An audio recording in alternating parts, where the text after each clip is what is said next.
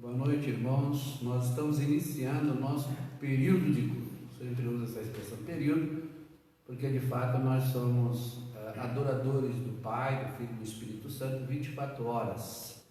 Os verdadeiros adoradores o adoram em espírito e em verdade. E a própria palavra de Deus, em Atos, diz que nós receberemos o Espírito Santo para sermos testemunha. Quando? Em todo o tempo e em toda a época. Mas nós reservamos um período para estudo bíblico e aqui então para o culto ao Senhor, adoração ao Senhor. Ele segue alguns ritos, alguns atos, e nós queremos convidá-lo para adentrar nesse período de culto conosco, de celebração, de adoração ao nome santo do nosso Deus. Entendemos também que estamos num período de pandemia, com isso o culto está tendo um outro formato e tentamos então aprender com esse novo formato, esse novo normal, e nos adequar. Então agradecemos você que está na sua casa, a igreja que está em casa, né? Principalmente os irmãos daqui da igreja que está participando ao vivo, online, aí pelo YouTube, Facebook, outros canais, e também os irmãos que estão aqui presentes na igreja. Então nós temos a igreja presente no templo e a igreja presente nos lares, né? A mesma igreja, só que em ambientes diferentes. Também agradecemos aquelas pessoas que estão dentro do nosso estado, fora do nosso município, da Estância de Carané, e aqueles que estão em outros estados. Que Deus esteja abençoando grandemente a sua vida. Está envolvido conosco nesse culto ao Senhor. Nós vamos então iniciar com oração de gratidão ao nosso Deus, pelas muitas bênçãos decorrentes do seu amor para conosco. E nós vamos convidar a nossa irmã Elenita que nos conduza numa oração de gratidão a Deus.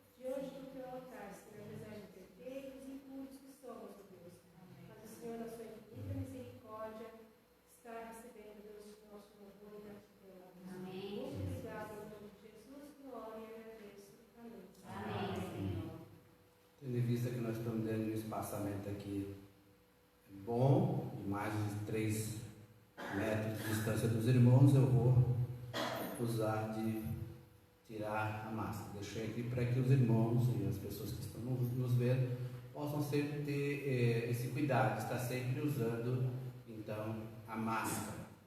Nós vamos abrir a palavra de Deus, vou convidar a igreja presente e a igreja que está em casa, para que juntos possamos abrir a palavra de Deus em Hebreus, capítulo 12. Os irmãos presentes que querem, podem porventura ficar em pé, nós vamos estar lendo Hebreus, capítulo 12. Hebreus, capítulo 12, e vamos ler o versículo 14 e 15. Convido você também, que está em sua casa, participando ao vivo, que nos acompanhe nessa leitura. De que maneira? Abrindo a palavra de Deus em Hebreus, capítulo 12, e lendo o versículo 15, porque o 14 eu estarei lendo. Então nós vamos ler o 14, eu vou ler o 14 e a igreja vai ler o versículo 15. Repetindo mais uma vez, Hebreus 12, versículo 14 e 15. segue a paz com todos e a santificação, sem a qual ninguém verá o Senhor. Aplicando diligentemente, porque ninguém seja faltoso, separando-se da graça de Deus, nem haja alguma raiz de amargura que brotando vos perturbe, e por meio dela muitos sejam contaminados. Amém. Nós vamos ler a igreja aqui, a igreja em casa, nós vamos estar lendo o versículo 15 a partir de Deus, né? Deus, aí depois de Deus vem nem haja, então nós vamos do nem haja até contaminados. Sigam.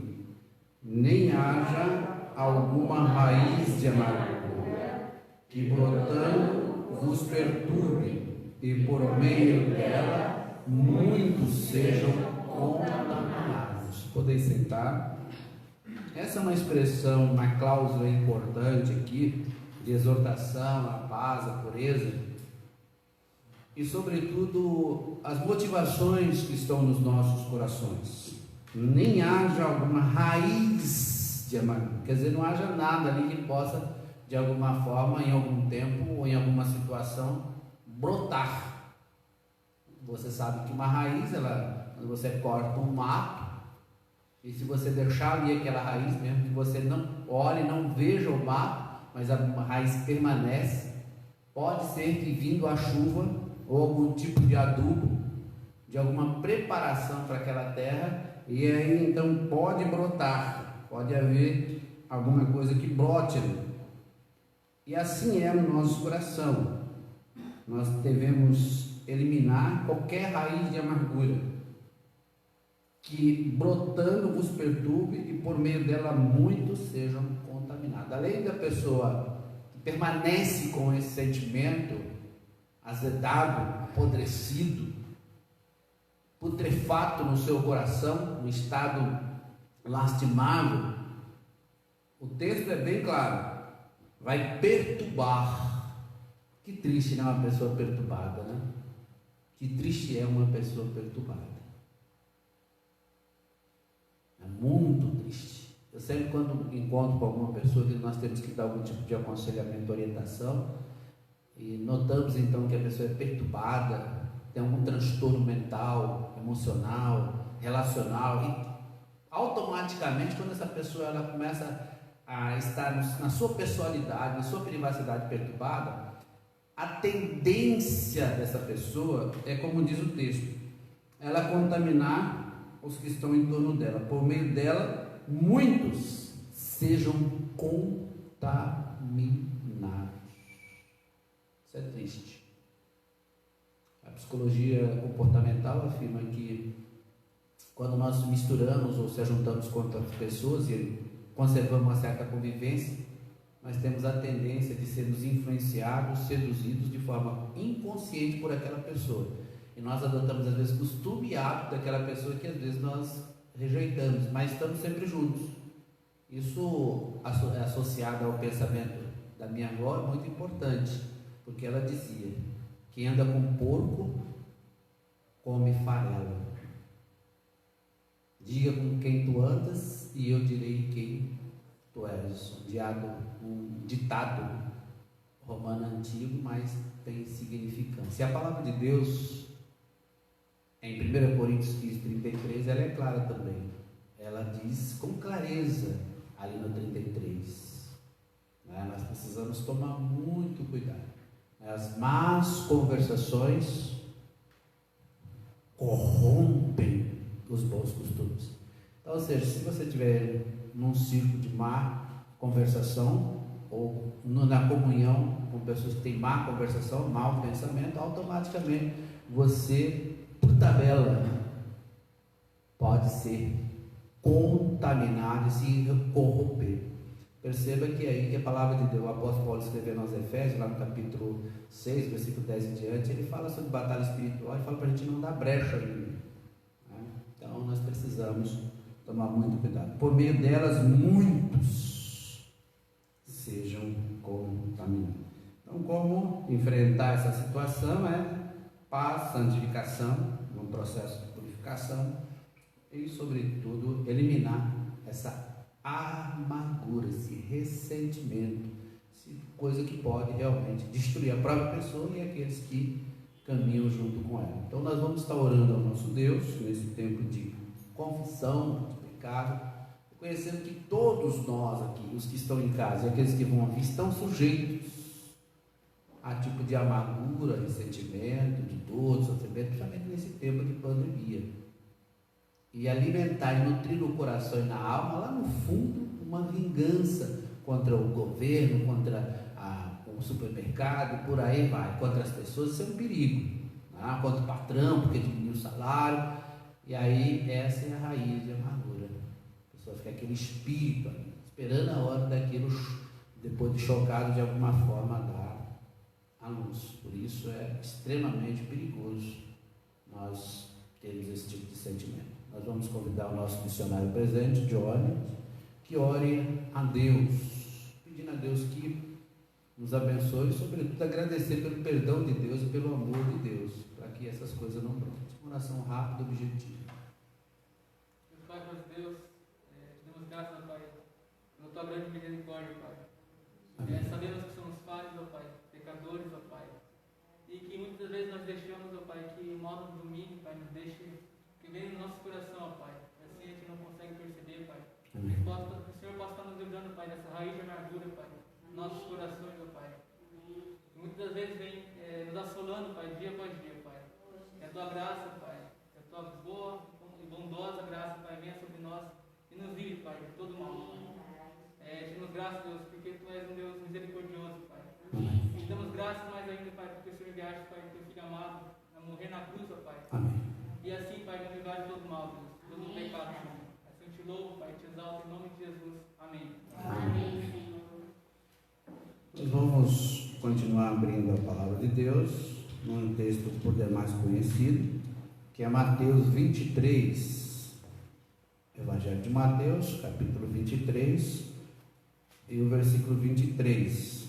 Nesse momento dizimal, de pensar nas ofertas e orar pelas nossas finanças, nós possamos sempre fazer com fidelidade ao Senhor e com os corações voltados ao Senhor. Mateus 23, versículo 23. Eu vou ler o versículo 23 e a igreja também vai ler o versículo 23.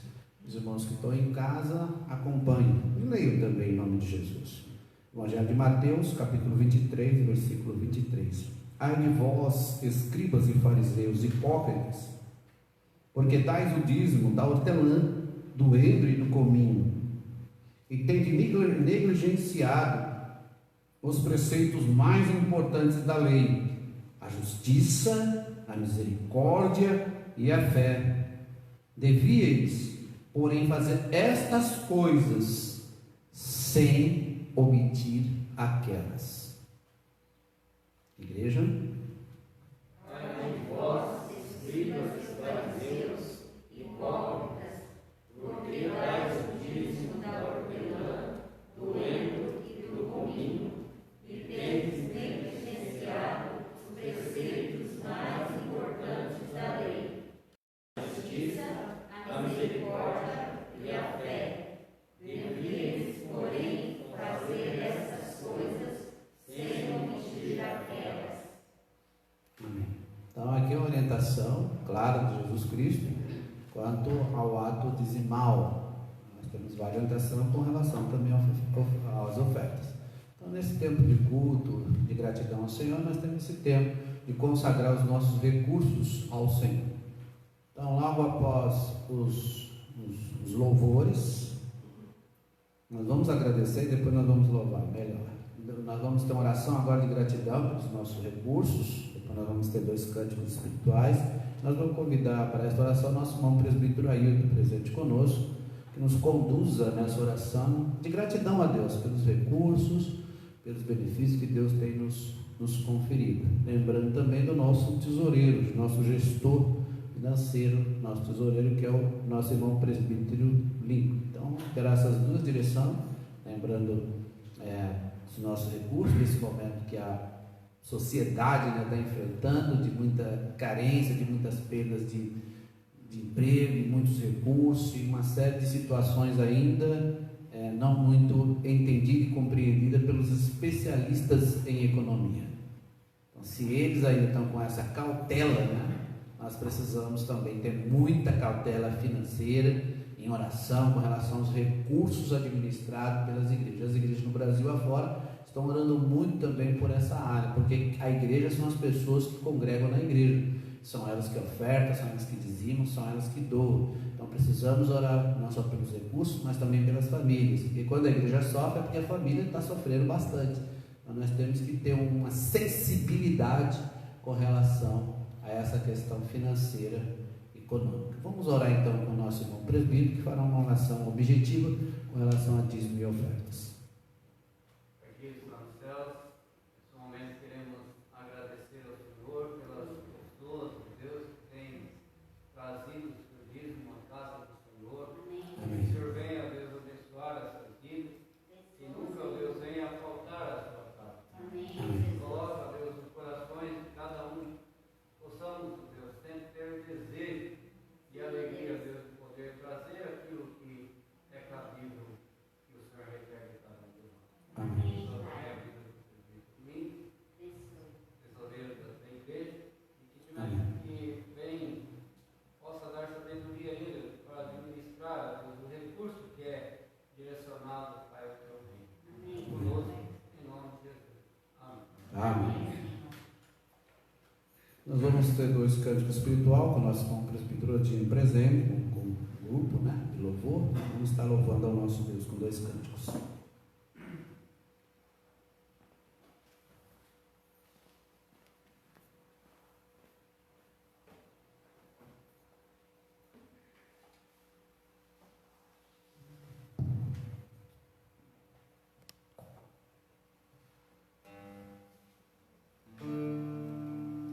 Boa noite, irmãos. Vamos nos colocar em pé para louvar o nosso Deus.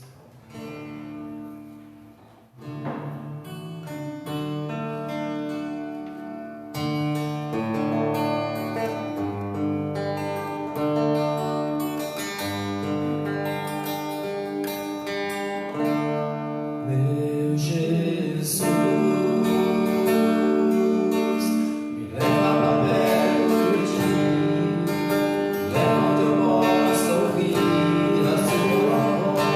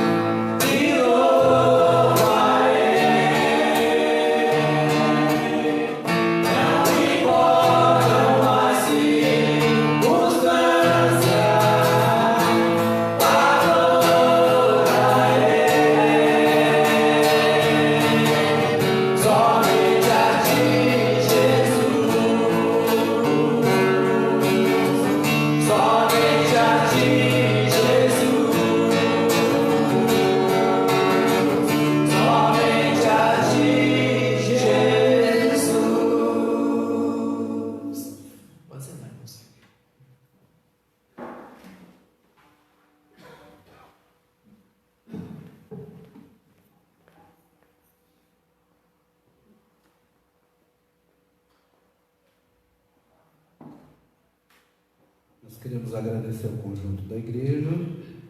Está hoje com um grupo bem reduzido, mas Deus opera por meio do Espírito Santo através do louvor dos nossos corações. O louvor, de fato, é para o Senhor, para a glória do Senhor.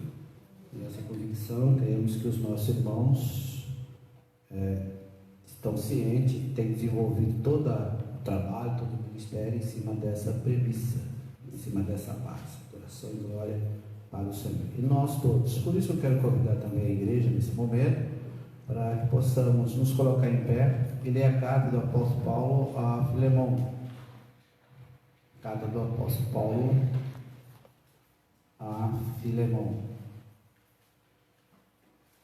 Aos irmãos que estão em suas casas e aqueles que estão distantes, possam nos acompanhar nessa leitura de forma responsiva. Filemão, nós vamos ler do 1 até o 25. É uma carta, né, curta, então dá para nós lermos todos os versículos. Filemão. Estarei lendo os ímpares e a igreja presente e a igreja em casa. Estarei lendo os versículos pares. Paulo, prisioneiro de Cristo Jesus, e o irmão Timóteo, ao amado Filemão, também nosso colaborador.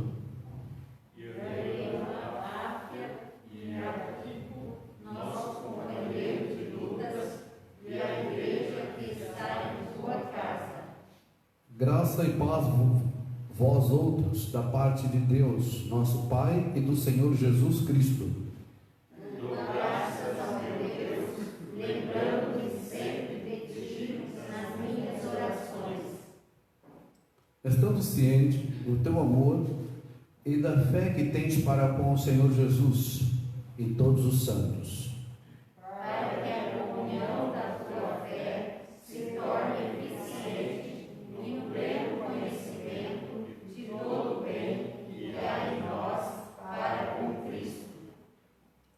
Pois irmãos, tive grande alegria, conforto no teu amor, porquanto o coração dos santos tem sido reanimado por teu intermédio. Pois bem, ainda que eu sinta plena liberdade em Cristo para te ordenar o que convém. Prefiro, todavia, solicitar em nome do amor, sendo que sou Paulo, o velho, e agora até prisioneiro de Cristo Jesus. Sim, solicito-te em favor de meu filho Onésimo, que gerei entre algemas. Ele antes te foi inútil, atualmente, porém, é útil a ti e a mim. Eu o envio de volta em pessoa, quer dizer, o meu próprio coração. Eu queria conservá-lo comigo mesmo, para, em teu lugar, me servir nas algemas que carrego por causa do Evangelho. Nada, porém, quis fazer sem o teu consentimento, para que a tua bondade não venha a ser como que por obrigação, mas de livre vontade. Pois acredito que ele veio a ser afastado de ti temporariamente, a fim de que o recebas para sempre. Não como escravo, antes muito acima de escravo, como irmão caríssimo, especialmente de mim, e com maior razão de ti, quer na carne, quer no Senhor. Se, portanto, me considera companheiro, recebe-o, como se fosse a mim mesmo. E se algum dano te fez, ou se te deve alguma coisa, lança tudo em minha conta. Eu, Paulo, de próprio punho, o escrevo: eu pagarei, para não te alegar que também tu me deves até a ti mesmo. Sim, irmão, que eu receba de ti, no Senhor, este benefício. Reanima-me o coração em Cristo. Certo como estou da tua obediência, eu te escrevo, sabendo que farás mais do que estou pedindo. E ao mesmo tempo, preparo-me também pousada, pois espero que por vossas orações vos serei restituído.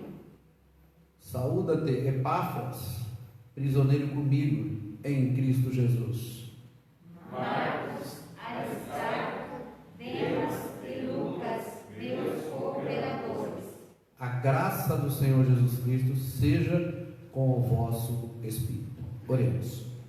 Pai, nós temos absoluta convicção que estamos debaixo da tua soberania e cuidados e preservados, ó Pai, por tua providência. E cremos, ó Pai, que esta carta foi inspirada pelo Espírito Santo com um fim, com um propósito, ó Pai, para alcançar todos os seus em todas as épocas, em todos os tempos.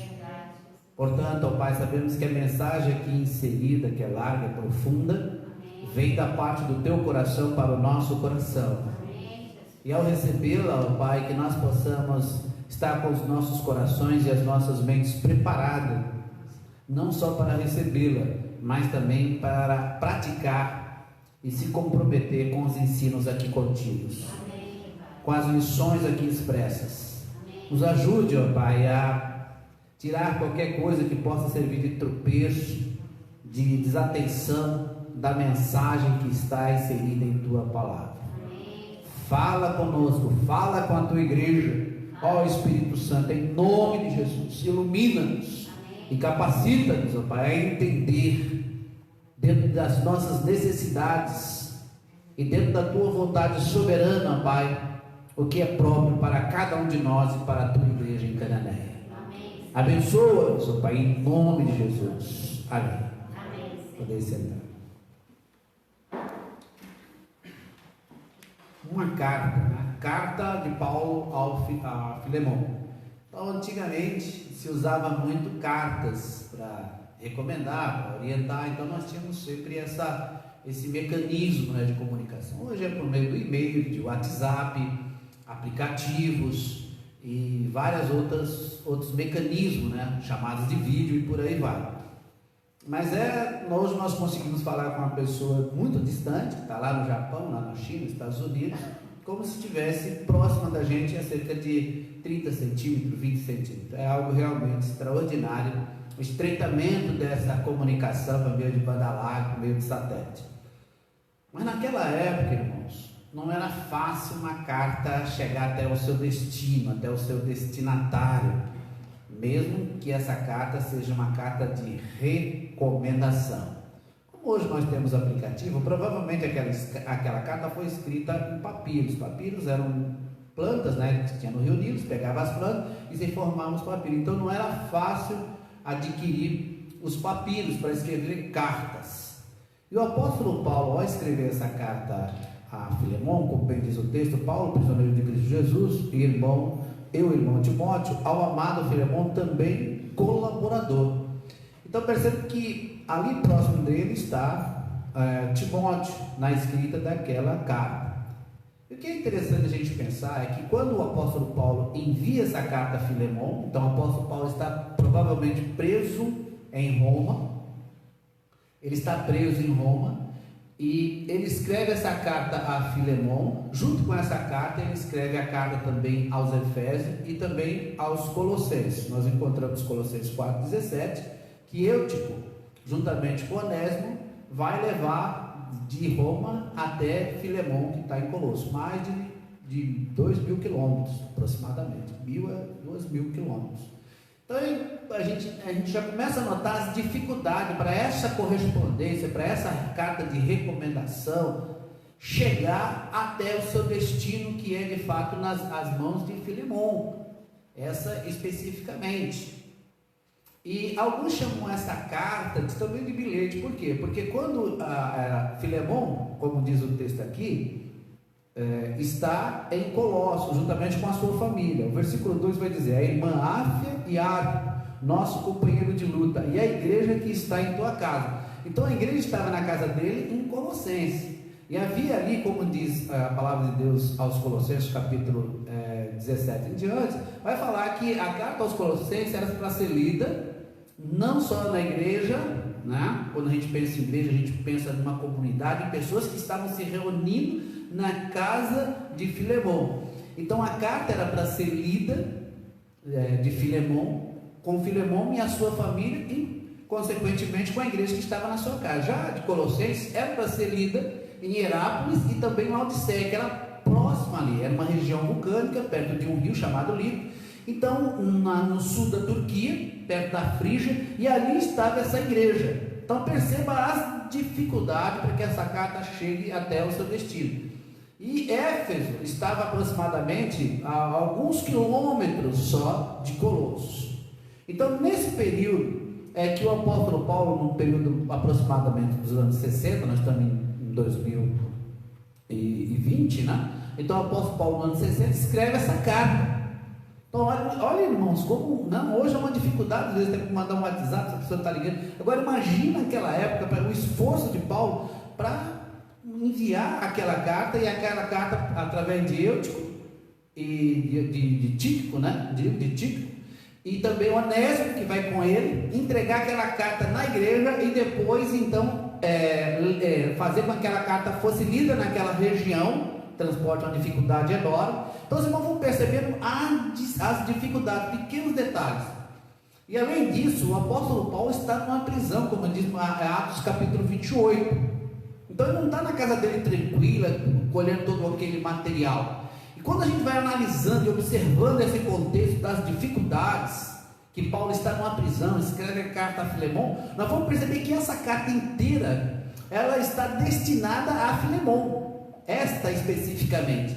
E na primeira parte da apresentação, ele coloca o nome dele. Hoje nós escrevemos qualquer coisa e nós colocamos no final, e naquela época era no início, já mostrando então o seu autor. E ele vai dizer mais para frente que é de próprio punho.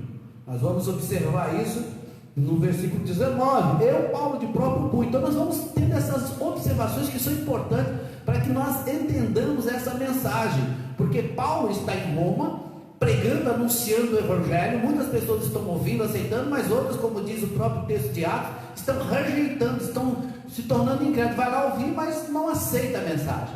E agora Paulo, naquele ambiente, recebe, e os historiadores não sabem como, Onésimo. Então nós temos três personagens centrais: Paulo, Filemon e Onésimo. Filemon quer dizer amado, e Onésimo útil ou proveitoso, e Paulo menor. Olha que interessante a gente já começar a analisar e aprofundar nossa mente no que o Espírito Santo está trazendo às igrejas em todas as épocas, em todos os tempos. E essa carta, Paulo ele envia a Filemon recomendando a reconciliação de Onésimo com Filemon. Por quê? Porque como vai desenvolvendo o texto, desenvolvendo os versículos, nós vamos perceber que Onésimo ele tinha defraudado, roubado Filemon. Filemon era um grande empresário, era uma pessoa de grande recurso, mas ele se converteu provavelmente indo no seu trabalho em Éfeso. Paulo nunca tinha ido a Colossos, mas Filemon foi até Éfeso. Paulo ficou 3 anos em Éfeso, pregando o evangelho ali, como diz em Atos capítulo 19. Em Atos 19 fala que ele ficou ali 3 anos pregando o evangelho. E nesse período, com certeza, muitos ouviram o evangelho, porque muitas pessoas iam para Éfeso por causa da caravana, como nós já falamos, de Colossos até Éfeso. E ali então havia toda uma idolatria, havia todo um movimento. Era o centro-sul da Ásia, é uma cidade das mais importantes. E naquele tempo, Filemon teve uma decisão importante na sua vida, foi mudar o seu coração. Deus mudou o seu coração e ele se converte ali. Então perceba que o apóstolo Paulo agora está com um escravo, e Filemon durante alguns anos ia a Éfeso para ouvir, para entender esse novo evangelho, o evangelho de Deus, o evangelho da salvação, porque ele tinha tido um encontro com Cristo. E agora, depois de muitos anos, Paulo está em Roma e Filemon em Colossos. E o que acontece? Onésimo, um dos escravos foge. Como diz o texto, é bem claro, 17: se portanto me consideras companheiro, recebe-o como se fosse a mim mesmo. Olha a força da colocação de Paulo. O versículo 18 vai dizer: e se algum dano te fez, ou te deve alguma coisa, lança em minha conta. Olha o amor que Paulo tem a Onésimo. Eu, Paulo, de próprio punho, escrevo: eu pagarei, para não te alegar que também tu me deves até a própria vida. Ou seja, o apóstolo Paulo foi o autor, foi o instrumento que levou aquela pessoa ao conhecimento e ao aprofundamento da palavra. Filemon teve um contato profundo através desse contato com Paulo, lá em Éfeso. Agora, anos depois, Onésimo foge e vai se encontrar com Paulo em Roma. Ele procurou uma capital para fugir, para ficar na oculta, no esconderijo e ficar nas sombras ali, porque Roma era a capital central. O Império Romano tinha uma multidão enorme de escravos e a maioria dos escravos se concentrava em Roma. Então ele, na cabeça dele, eu vou me esconder, eu vou aproveitar esses recursos, porque ele teve recursos para navegar e chegar até aquele local, e ele vai me esconder. E que interessante, Deus o acha ali. Deus leva Onésimo a um contato profundo com a palavra de Deus. É isso que o apóstolo Paulo vai dizer, que gerou ele entre algemas. Onésimo, que gerei entre algemas, versículo 10. Então perceba que todos esses 25 versículos, cerca de 355 palavras, que aqui contém no original, é uma carta de recomendação, de reconciliação de Onésimo com Filemon, e o mediador dessa recomendação, dessa carta de representação, é o apóstolo Paulo. Como é interessante. E nesse contexto, eu queria convidar você para pensar um pouquinho a respeito de algumas lições importantes que nós podemos tirar dessa recomendação e de toda essa carta. Ainda que rapidamente, nosso tempo não nos permite avançar muito, então nós vamos limitar algumas lições importantes, entre tantas que nós poderíamos destacar daqui. Nós estamos estudando nesse mês como ser igreja em tempo de pandemia. Como ser igreja em tempo de pandemia. Como é difícil nós sermos igreja em tempo de pandemia. Quando pensamos em pandemia, nós pensamos em dificuldade, em aflição, em perseguição, em às vezes tristeza, dor, sofrimento e até perda da saúde e por fim óbito. Nós estamos vivendo dentro desse contexto, um contexto difícil de sobrevivência. Entretanto, quando nós olhamos para a palavra de Deus, nós podemos aqui encontrar algumas lições importantes para a gente superar ou caminhar ou passar esse tempo de pandemia. E é isso que a palavra de Deus nos traz nessa noite. É isso que o Espírito Santo colocou no nosso coração. A primeira lição é o caráter, é a base do caráter de Filemon.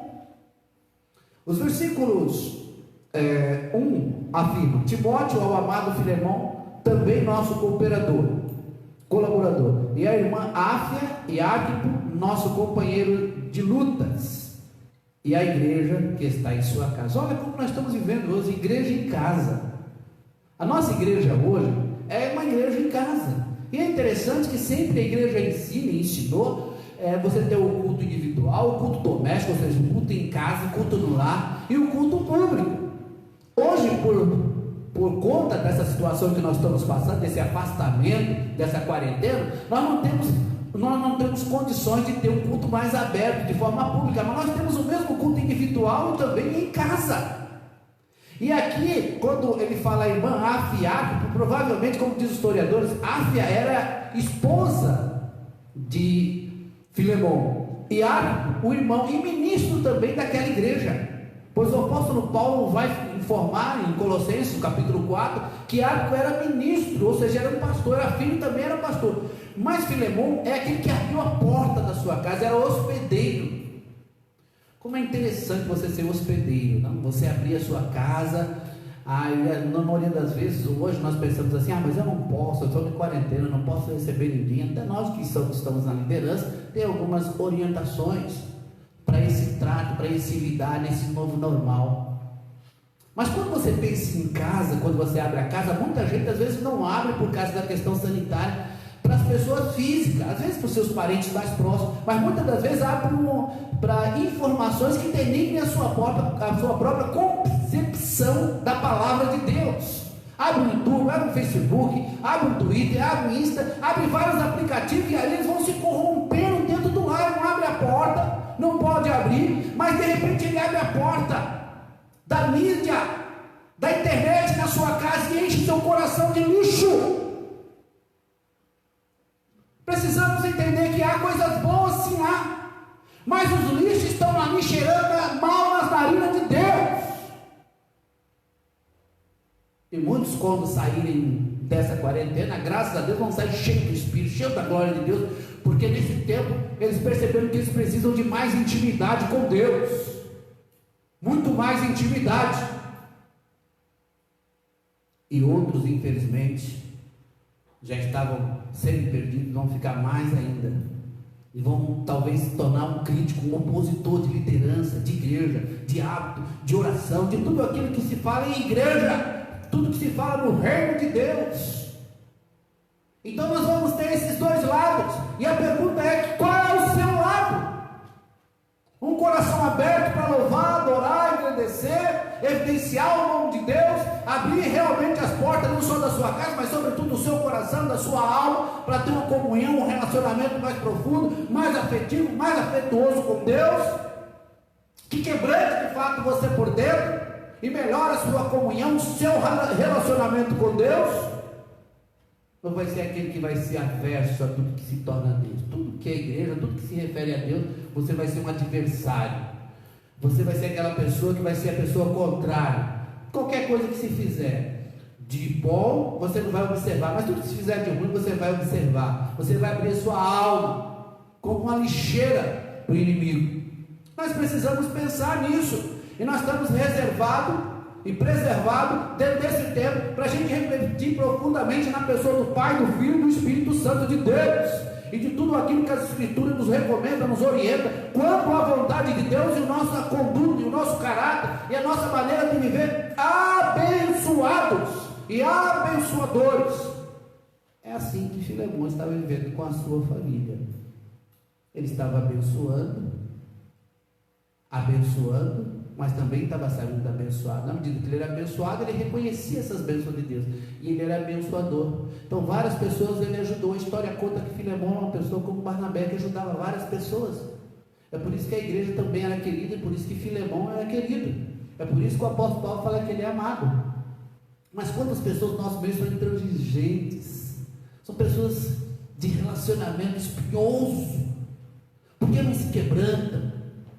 Por que não abre o seu coração? Porque o seu eu está na frente, não a glória de Cristo.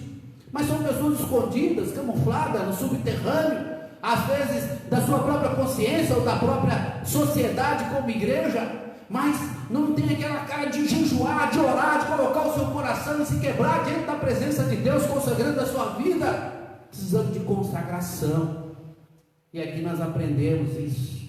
Essa é uma lição que nós não podemos perder aqui em Filemão, que se encontra nesses 3 versículos: a sua vida de consagração e dedicação, que abriu as portas do seu lar. Quantas famílias que a família está toda destroçada, a esposa está toda destroçada, entrega a Satanás. Satanás faz o que quer, e essas pessoas assim não estão nem percebendo que o inimigo está operando, está trabalhando. Precisamos orar, precisamos interceder. Todos nós estamos sujeitos, mas nós não podemos dar margem, criar um caminho, pavimentar uma estrada para que o inimigo opere nessa situação que já é difícil, não é fácil, mas às vezes nós somos um colaborador da maldade, e o inimigo percebe isso, Satanás observa isso, ele entende a sua vida melhor do que você possa imaginar. Eu lembro de uma irmã que ela, um tempo, já no século passado, praticamente século XX, né? Que é do velho, ela tomou uma decisão de procurar a igreja. Um dia que ela procurou a igreja, ela viu o evangelho, e graças a Deus operou na vida dela. Mas, para entrar na igreja, ela sustentava os mesmos hábitos, os mesmos costumes, a mesma conduta que havia na sua vida passada. E a palavra de Deus é clara, que diz que quando Deus opera, as coisas velhas passaram e as coisas novas se fazem. Então, se nós vamos entrar no novo normal, tem que haver uma mudança significativa. ativa, não de palavra, mas de ação, de sentimento, de mente e de procedimentos.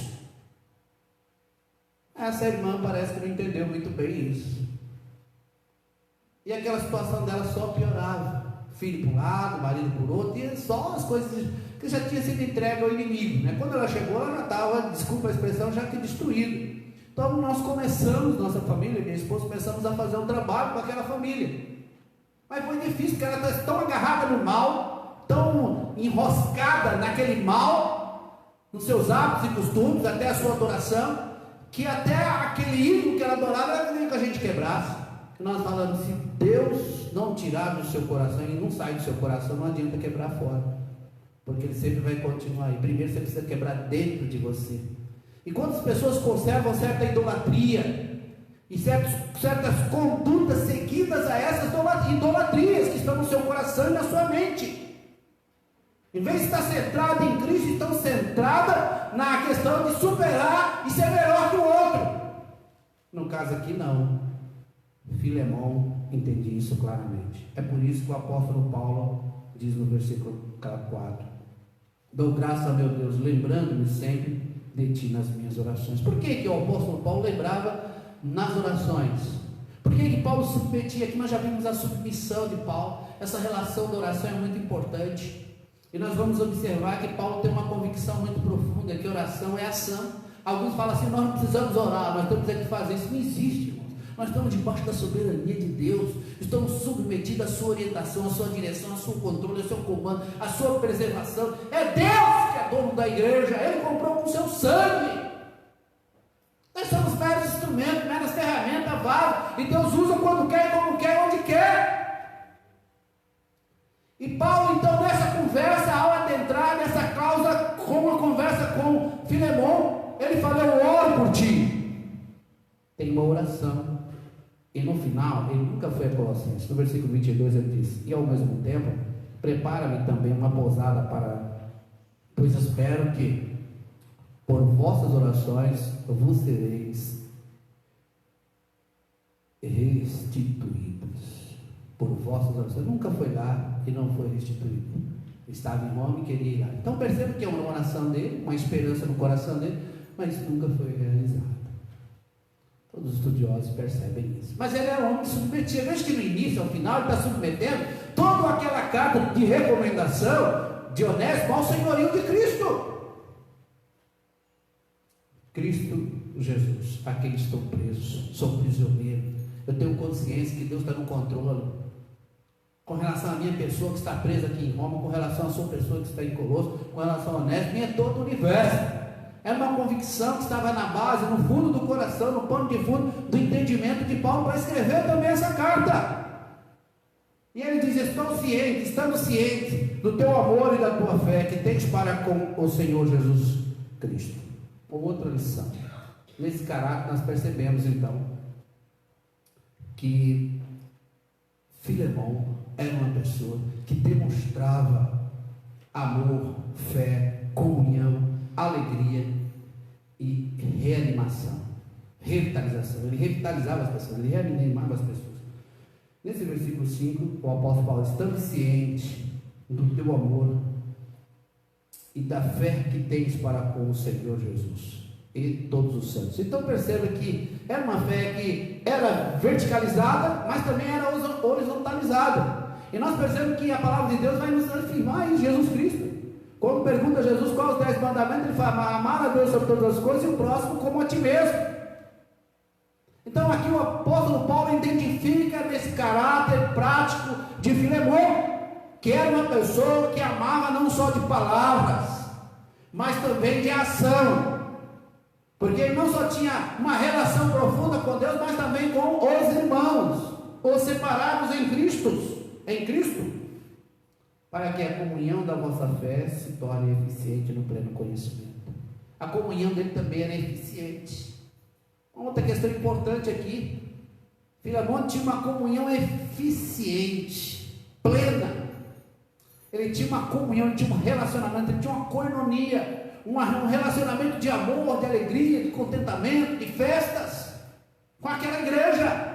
Ele não hospedava por obrigação, por ordem, por obediência, mas ele obedecia àquela situação de ter ali uma casa, ter aqueles irmãos próximos, porque ele conhecia aqueles irmãos, seu coração transbordava dessa coinonia.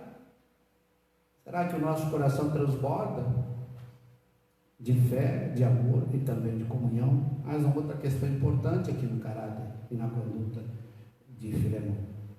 Pois, irmãos, tive grande alegria e conforto no teu amor. O apóstolo Paulo afirma: pois, irmão, tive grande alegria e conforto no teu amor. Então perceba que aqui a palavra conforto, ela está num contexto interessante. Quando nós abrimos a palavra de Deus em João capítulo 11, nós vamos encontrar lá a morte de Lázaro, Marta, Maria e Lázaro. Então esse é o cenário que nós encontramos ali no Evangelho de João capítulo 11. E a palavra de Deus vai dizer no versículo 19, que os judeus foram confortar, ou consolar Marta e Maria, e consequentemente Jesus. Então veja que quando você fala em consolo, ele está num ambiente de morte. Então ele sabia que ele precisava consolar e ele consolava. Então o apóstolo Paulo identifica que ele era uma pessoa que confortava. E se nós analisarmos ainda que rapidamente, nós vamos perceber que o próprio Jesus fala que ia enviar um outro consolador, o Paráclito. A palavra, a raiz aqui de consolo é Paráclitos. É a mesma palavra para Jesus, quando fala lá em 1 João capítulo 2, versículo 1, quando fala que Jesus é nosso advogado, fala que ele é o consolador, é o Paráclitos. Perceba como que é interessante. Nós observamos que alguém está observando que ele tinha isso no coração. Tive grande alegria e conforto. Então a presença dele trazia isso, trazia consolo, trazia conforto que vem de Deus. Porquanto o coração do santo tem sido reanimado por teu intermédio. O coração do santo tem sido reanimado.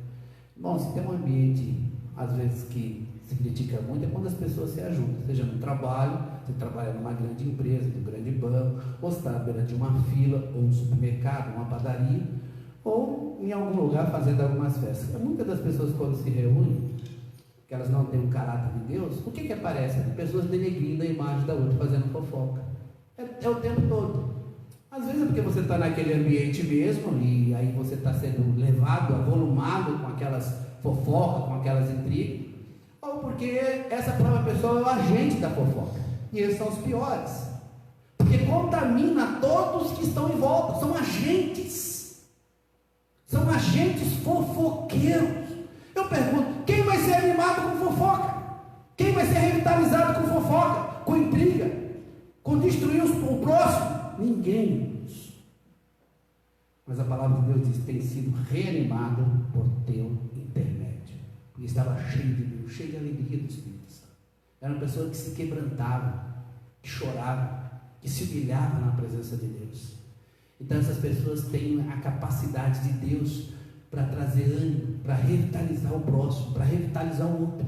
Mas aquela pessoa que na maioria das vezes está com aquela cara enrugada, carancuda, querendo destruir o outro, como que essa pessoa vai revitalizar e vai reanimar o próximo? Não tem como.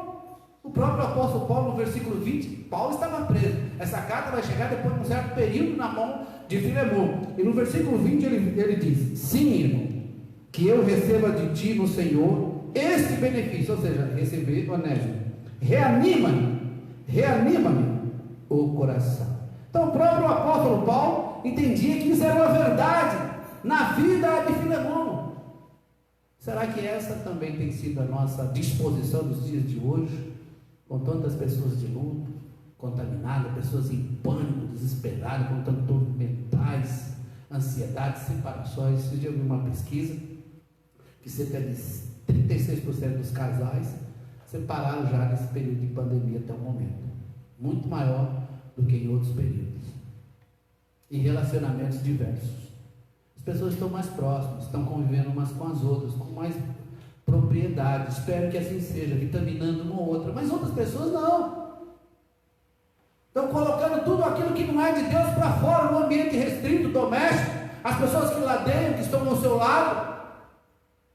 E muitas das vezes as pessoas são contaminadoras com aquilo que não agrada ao Senhor. Pois bem, o apóstolo Paulo chega então no versículo 8. E agora então ele vai fazer a solicitação. Pois bem, ainda que eu sinta plena liberdade em Cristo para te ordenar o que convém, prefiro todavia solicitar em nome do amor, sendo o que sou Paulo velho, e agora até prisioneiro de Cristo Jesus. Irmão, como é interessante daqui para frente. Ele vai fazer a solicitação, como diz o 10, sim, solicito em favor de meu filho Onésimo, que gerei entre algemas. Então ele vai usar uma linguagem humilde, uma diplomacia tão profunda. Essa carta é uma carta das mais belas, é muito bonita essa carta, e a linguagem de Paulo de humildade, de simplicidade, se igualando. Ele fala Paulo, já no início ele não fala apóstolo Paulo, ou apóstolo, ele fala Paulo, já começa com Paulo. Então tem toda uma linguagem aqui mostrando.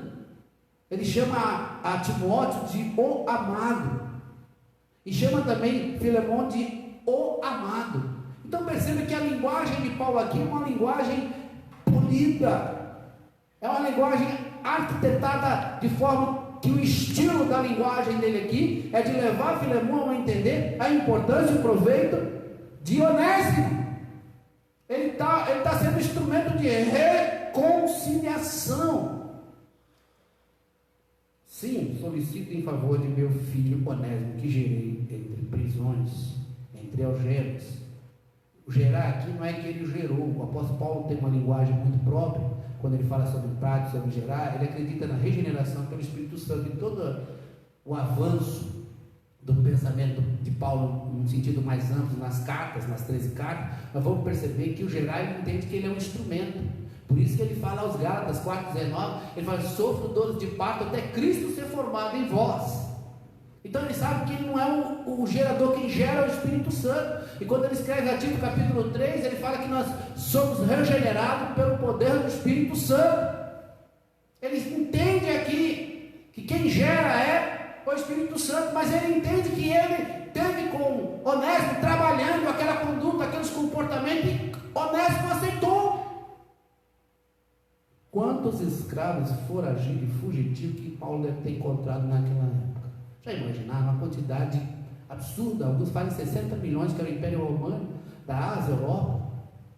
E havia leis importantes. Nós temos falado aqui na terça-feira sobre essas leis, das pessoas que nascem escravos, das pessoas que se tornam escravos por causa de família, como nós vimos no caso de José do Egito, que os próprios irmãos levou ele para Potifar, foi vendido.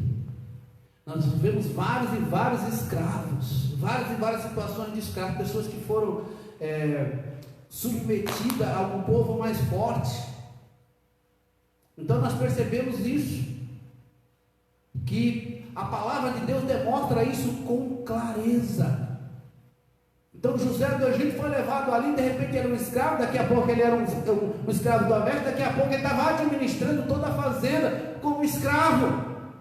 Então havia também aqueles que tinham habilidade, aqueles que tinham condições, eles podiam ser professores, tutores, administradores, de acordo com a sua habilidade. E quando se vendia cerca de 10, 12 mil em algumas ilhas, como de Creta, vendia escravos ali, eles escolhiam um escravo que tinha uma certa habilidade. Existiam também as escravas que se tornavam prostitutas, e por aí vai. Porque naquele momento a camada da sociedade era uma camada de estratos, era estratificada. Então a parte mais baixa eram os escravos, e a pessoa que estava presa então estava no chão a chão. Esse era o caso de Paulo, não como escravo, porque ele era romano, mas na condição que ele estava, no estado que ele estava. E ele agora recomenda alguém que pode ser útil. Ele tem um jogo de palavras aqui importante. Ele fala: antes que foi inútil, versículo 11, atualmente porém ele é útil a ti e a mim. Então ele está colocando todo o seu relacionamento, todas as suas convicções, e toda a sua moral, e toda a sua vida, depositando tudo naquela carta de recomendação, a ponto dele dizer no versículo 12: o meu coração, o meu próprio coração, eu estou envio de volta em pessoa. Quero dizer, o meu próprio coração. Pensou? Filemão tinha uma estima muito alta com Paulo. Então Paulo fala: vai meu próprio coração. Uma certa feita eu vim em transporte de coração, e como é difícil. E uma criança veio a óbito e aí ele era um doador de coração. Até para fazer o implante do coração era muito complicado. Então aquela pessoa que estava doando do coração, praticamente ela morria. E aí ela deixa escrito ali, e aquele coração então é doado a uma pessoa que tem alguma comorbidade no coração, uma doença.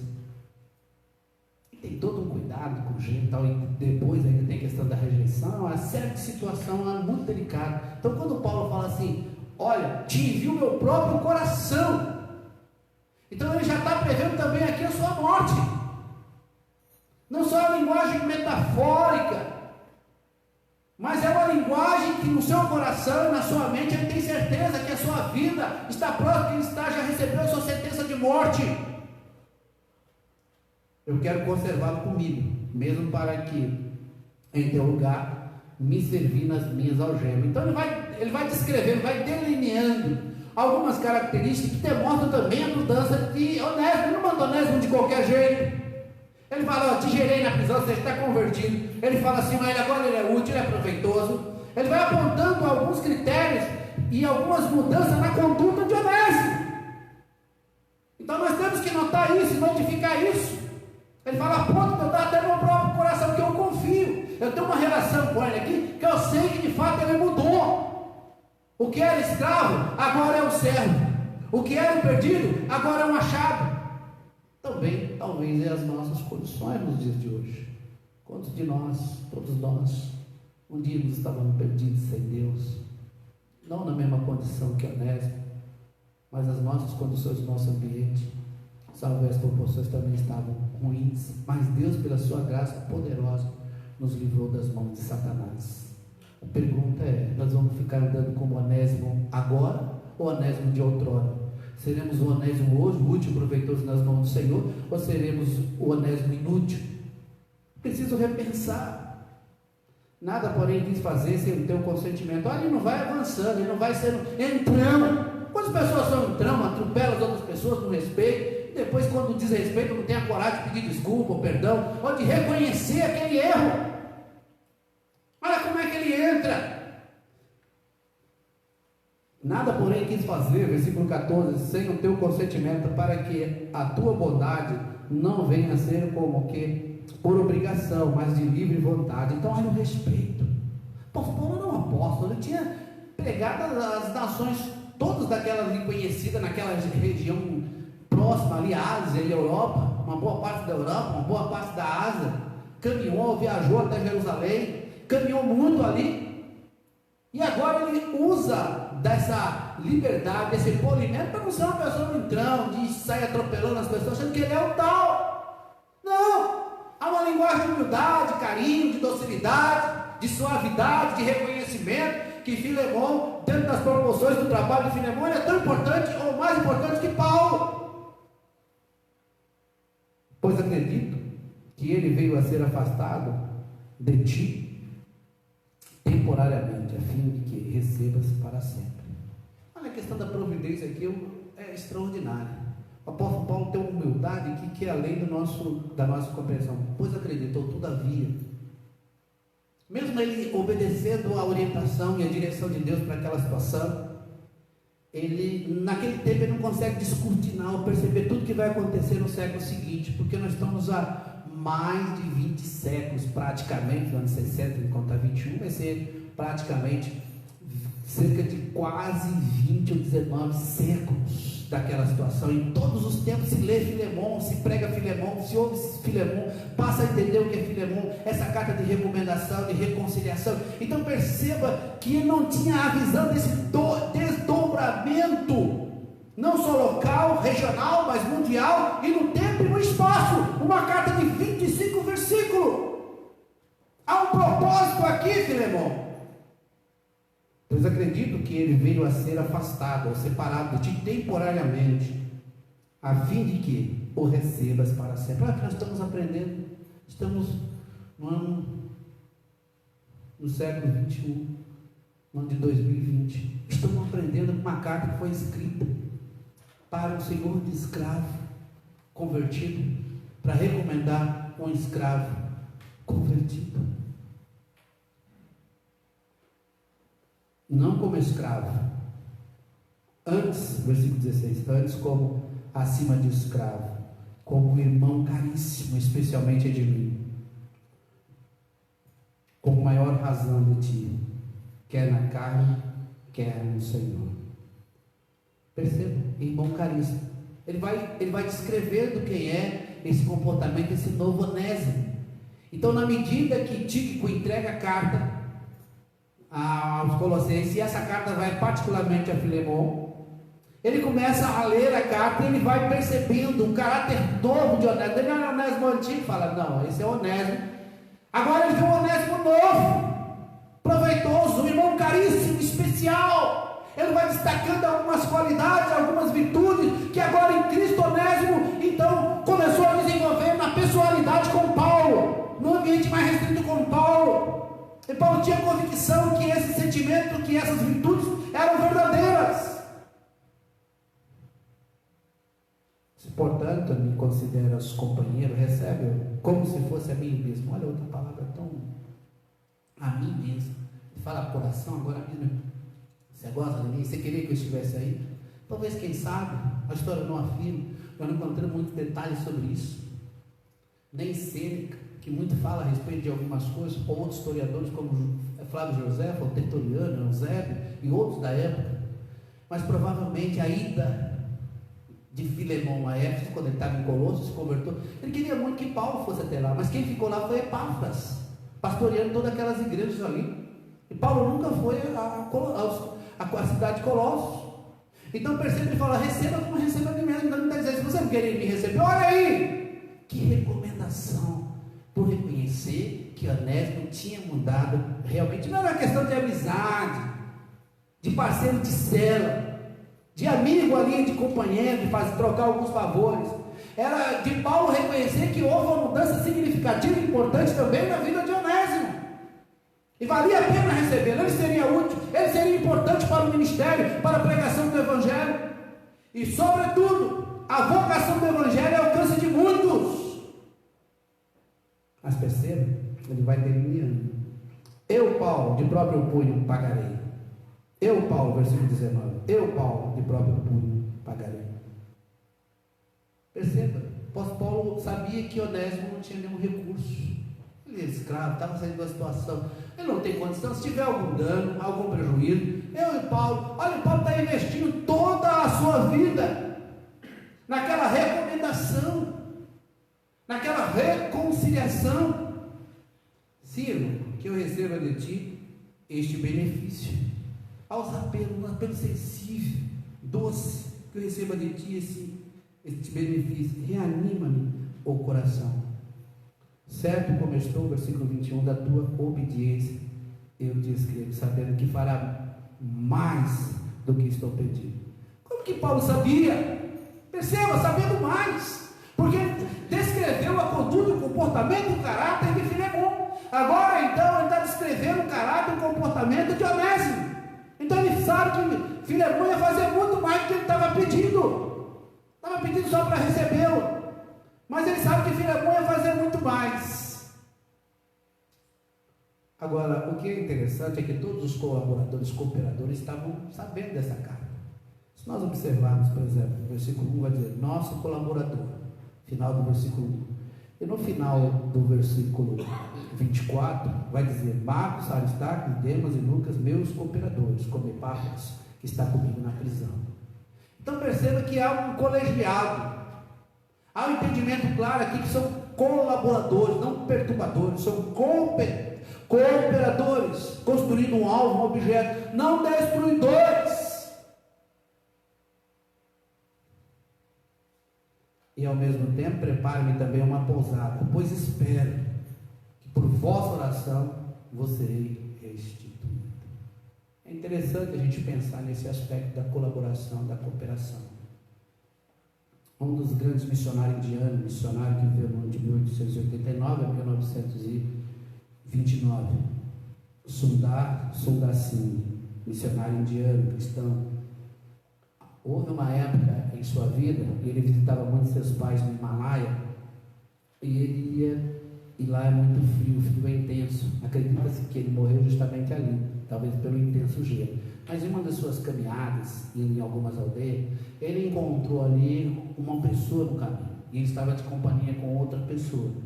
E ele percebeu que aquela pessoa estava embaixo de uma árvore, gelada e fria, já não conseguia se mover, então parou ali mais próximo daquela árvore, por entender que a árvore seria mais quente, mas o clima estava caindo, e ambos, tanto Sundarsim quanto seu companheiro de viagem, sabia que aquela pessoa não ia resistir muito por causa do frio, seu coração não para de bater, então ele ia congelar ali. E daí então Sundarsim propôs ao amigo dele: vamos levar aquele companheiro, vamos carregar aquele companheiro. E ele falou: não, nós não conseguimos, Sundar, nós não conseguimos, não estamos conseguindo nem caminhar nessa neve, o frio está intenso. E a história conta que Sundarsim então falou: eu vou levar. Então pegou aquela pessoa, uma dificuldade enorme para colocar nas costas, e ele coloca aquela pessoa nas costas e começa a marchar ali, orar e clamar a Deus e louvar a Deus, e caminhando e falando com Deus, até chegar no aldeia, vai caminhando, uma hora cai, uma hora levanta, vai continuando carregando aquela pessoa. Ele sabia que daquela maneira ele podia de alguma maneira ajudar. E quando ele chega então em um local mais quente, uma casa, ao abrir a porta ele cai de tanto se esforçar. E quando ele se esforçava, seu sangue corria com mais intensidade na sua vida. Quando ele estava dando o esforço físico, o corpo dele estava dando vida e Deus estava dando sustentação.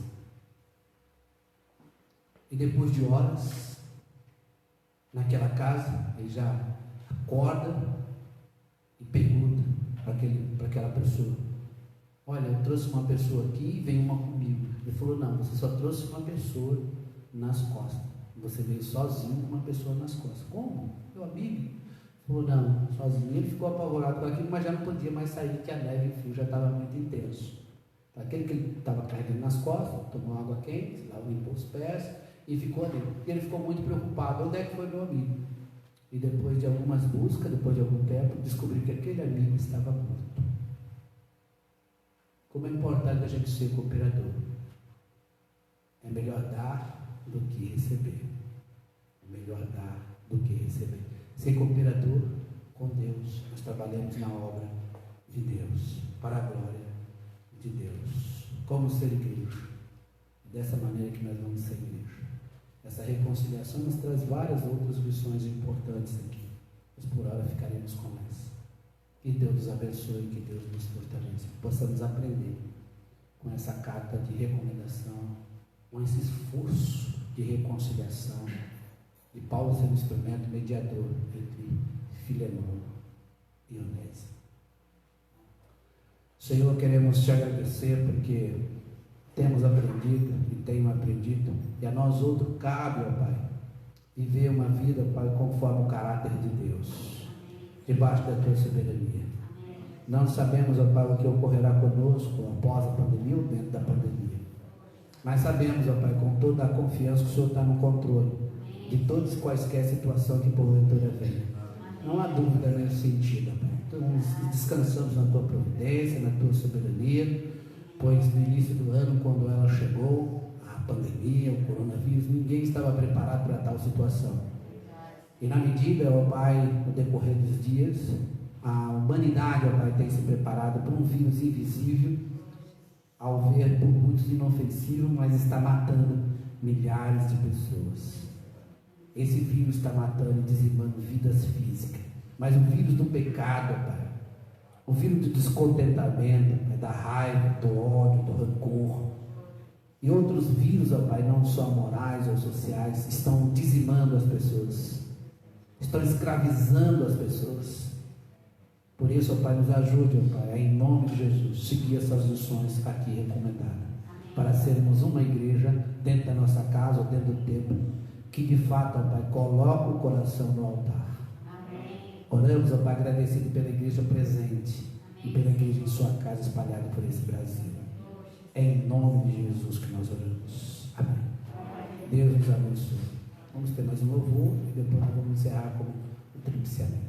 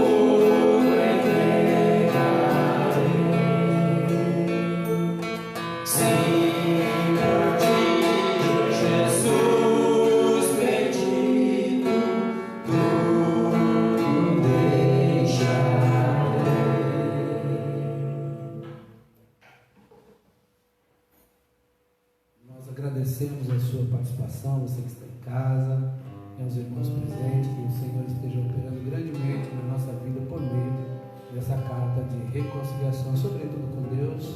Nós somos instrumento também de reconciliação, mas sobretudo se reconcilie com o nosso Deus. Deus está restaurando vidas e continuará restaurando a sua vida. Vamos finalizar.